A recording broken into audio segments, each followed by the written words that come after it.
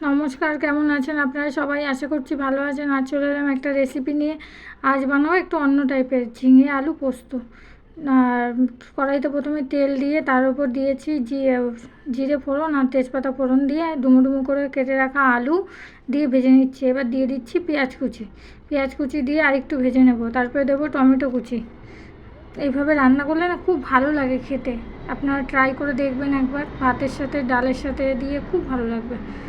নিরামিষ ঝিঙে পোস্ত এর আগে একবার বানিয়েছি, এবার এইভাবে একটু আমিষ করেই বানালাম পেঁয়াজ দিয়ে। এবার দিয়ে দিচ্ছি টুকরো করে রাখা ঝিঙেটাকে দিয়ে একটু ভেজে নেব হালকা লবণ দিয়ে। দিচ্ছি লবণ দিয়ে একটু নেড়ে চেড়ে দিয়ে দেবো হলুদ অল্প পরিমাণ মতো। এবার এটাকে একটু ভালো করে ভেজে দিয়ে দেবো পোস্ত আর কাঁচা লঙ্কা বাটা।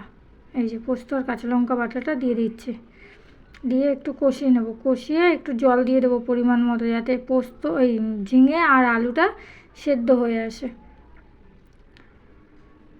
পরিমাণ মতো জল দিয়ে দিলাম। জল দিয়ে এবার এটাকে ঢাকা দিয়ে দেবো, ঝোলটাও শুকিয়ে আসবে। ঝোলটা শুকিয়ে এসছে, এবার দিয়ে দেবো অল্প একটু সামান্য নুন মিষ্টি ব্যালেন্স করার জন্য একটু চিনি দিয়ে দেবো, নুন ঝাল ব্যালেন্স হওয়ার জন্য। দিয়ে এবার এটাকে শুকিয়ে নামিয়ে নেব।